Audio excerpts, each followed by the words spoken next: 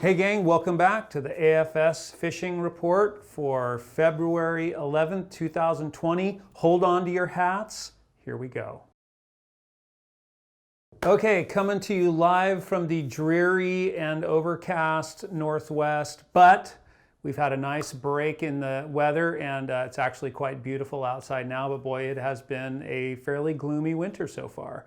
Which is great for fishing, right? So yes, so here we go. We're gonna talk about the Rogue, and the Rogue is really right where we kind of want it to be going into winter steelhead in about mid-February. Mid-February is when I would feel pretty confident if someone's showing me a really, a nice fish picture from the upper Rogue area here that I would think that's actually a winter fish.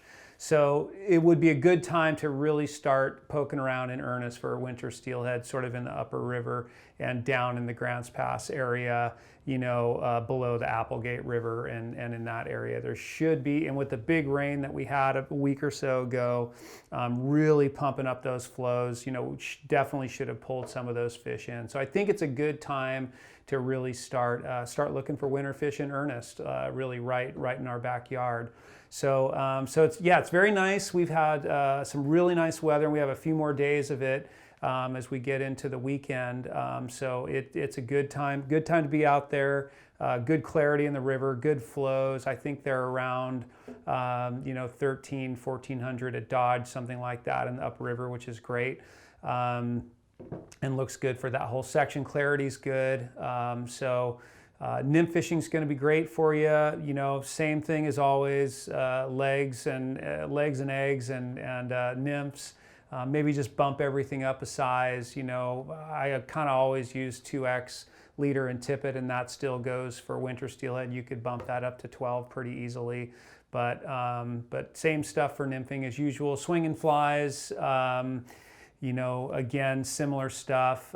7 weights are still going to work well for you, but maybe just like we were fishing in late fall, just a carryover of that. A little bit bigger patterns, a little bit bigger flies, darker patterns. That's good upriver stuff. T14 is going to show up a little bit more. 10-foot pieces. Getting the flies in front of them is a good bet. So. But the Rogue is a good bet to start now, and good to pay attention to what's going on there as we go further into February. We'll talk about the holy water, little trout impoundment on the upper Rogue around the hatchery. That's been pretty good this year. We've seen some good hatches of blueing olive, some pretty productive hatches. So that's a good bet. And swinging streamers, as we sort of get into later February, we'll start to see the water temps change just a little bit up there, a little bit more sun. Usually we'll get a kind of an early fall spring around that time, and that can sort of break things up a bit and start getting those fish a little bit more active. So probably see a little more activity with streamers then, but still looking for those blueing olives. That's a good bet right now. I've heard that fishing streamers on the lower end has been pretty decent in the last few weeks. So good place to go for winter trout fishing up there on the holy water, and continues to be. So let's talk a little bit about the Applegate. That is a tributary of the Rogue that comes in around Grants Pass. It's a well-known winter steelhead fishery, a little too well-known most of the time. But that should start kicking off about now too. Interesting place to fish, can be a really challenging place to fish, but it is definitely on our radar and can be pretty good. So this is about the time. There should be definitely be some fish in there by now, and this is about the time we start kind of hearing about it a bit. So it's probably a little bit more of a conversation. So feel free to give us a call. But the Applegate, a little Applegate here in the Rogue region should be on your radar a bit, and we can talk to you a little bit about how to approach it if you haven't been over there. But that can be a good bet this time of year. Flows you want to look at, anywhere from 400 to 500 up to about 1,000 if you're fishing the lower end.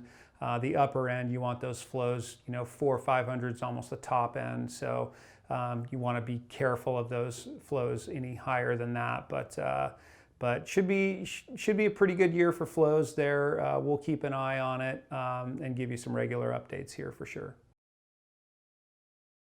Yeah, so all the upriver fishing like the upper Rogue, the upper Umpqua, which I'll talk about a bit, now is getting to be a good time for that. You know, we've seen this big push of water we had last week. Now it's coming down and clearing. Sometimes the upper sections of the river, like the upper Rogue or the upper Umpqua, even upper Klamath, they tend to clear later on the upper end, whereas the lower sections can clear a little quicker. So I think we're just starting to see that clearing. We were looking at the graph just before we did this, and we're still on that downward slope. So the Umpqua, upper Umpqua, north Umpqua, I would say would be a good bet right now. And I think for as far as upper river fishing for winter steelhead, I think the Umpqua is a very good bet. We do have some weather coming in this weekend that could, looks like it's going to be a bit of a bump. And usually the Umpqua gets a bit more than we do, so it could bump up a bit. So you want to keep an eye on that. Looks like that's going to be like a late Sunday, Monday thing. But the North Umpqua, you know, the flywater section and below should be just about time to be heading up there, looking around in earnest up there. That can be a great place to fish for winter steelhead. The upper Klamath also just continues to plug along this year. I've seen some great, really nice fish coming out of the upper Klamath, and I think it's just really hanging on down there. The flows are back down to around 1,000 coming out of Iron Gate, so that's good, really good.